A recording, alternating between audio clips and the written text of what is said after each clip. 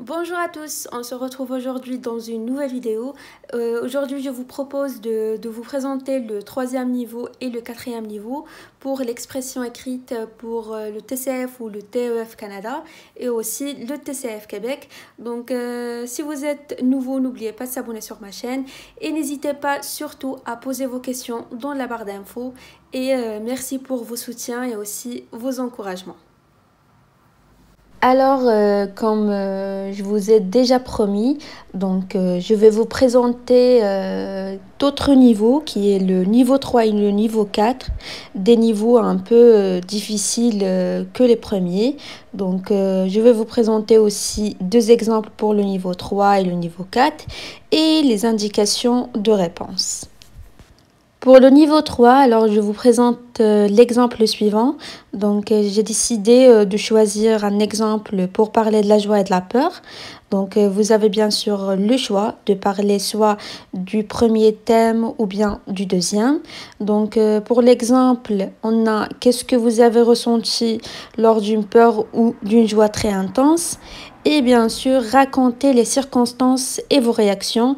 Et ça va être en 80 mots environ. Pour les indications de réponse, alors comme vous voyez là, je vous présente tout d'abord le vocabulaire. J'ai décidé de séparer entre le vocabulaire de la peur et le vocabulaire de la joie. Donc pour le vocabulaire de la peur, vous pouvez utiliser les adjectifs suivants. Surpris, paniqué, effrayé, c'est-à-dire être choqué ou bien qui éprouve une grande peur. Horrifié. Pour les verbes, je vous propose sursauter, s'arrêter net, se paralyser, crier, hurler, qui bien sûr qui est le synonyme de crier aussi. Et il y a les expressions imagées, comme une peur bleue, les cheveux se dressent sur la tête, avoir la chair de poule, le cœur bat la chamade. Il y en a plusieurs. Et essayez de partager avec nous dans la barre d'infos quelques autres exemples. Et pour le vocabulaire de la joie, je vous présente les adjectifs suivants.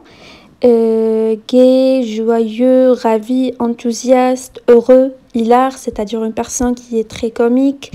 Pour les verbes, je vous propose d'utiliser les verbes suivants: rire, s'amuser, bien sûr se divertir, se réjouir, etc.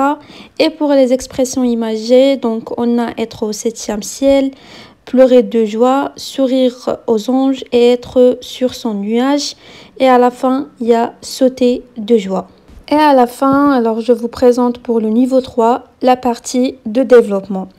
Là, pour cet exemple, nous devons raconter une histoire, exprimer nos sentiments et aussi nos émotions. Pour le développement de cette partie, il s'agit tout d'abord de décrire les circonstances, c'est-à-dire les événements à l'origine, bien sûr, de la peur ou bien de la joie. Vous avez le choix.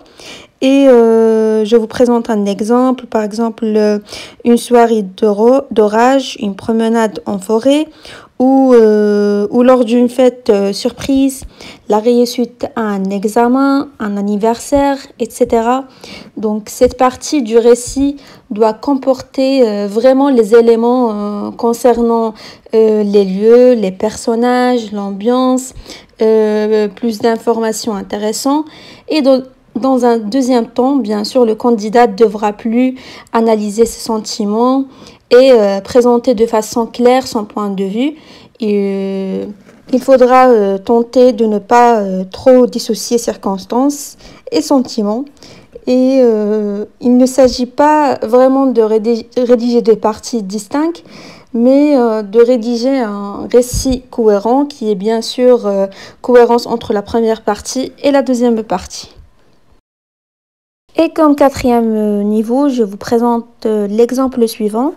Doit-on rendre obligatoire une année d'études à l'étranger au sein des cursus scolaires? Là, vous devez justifier votre réponse environ les centaines de mots. Et là, quand il vous dit justifier, donc vous allez automatiquement utiliser des avantages et des inconvénients. Comme vocabulaire, donc je vous propose les mots ou bien les expressions suivantes. Partir à l'étranger, séjourner, le parcours scolaire, la scolarité, le diplôme, le séjour linguistique, le programme d'échange, suivre des études, être inscrit et bien sûr le pays d'accueil. Et pour bien organiser votre rédaction, je vous conseille d'utiliser des articulateurs logiques.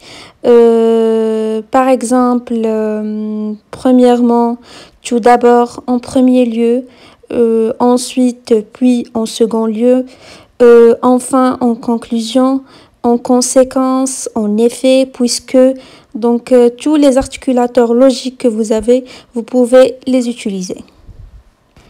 Et pour la partie de développement, alors il est conseillé pour cette rédaction de présenter au moins 2 points de vue, c'est-à-dire d'analyser 2 aspects de la question posée. Sur ce fait de société, les études à l'étranger, vous pouvez articuler le type de plan suivant. Donc là, vous devez diviser votre rédaction en 2 parties, les avantages et les inconvénients. Donc, un exemple, les avantages de suivre des études à l'étranger, les progrès linguistiques, l'ouverture d'esprit, les débouchés professionnels. Pour les inconvénients, on a les inconvénients du séjour d'études à l'étranger. Il y a par exemple les équivalences des diplômes, sont-elles respectées et valorisées, l'organisation du séjour, le problème du logement ou de l'adaptation dans le pays étranger. Et pour ce 4e niveau, alors je vous conseille de ne pas oublier d'organiser vos arguments en utilisant des mots logiques. Donc cela vous permettra aussi d'ordonner vos idées, les avantages et les inconvénients.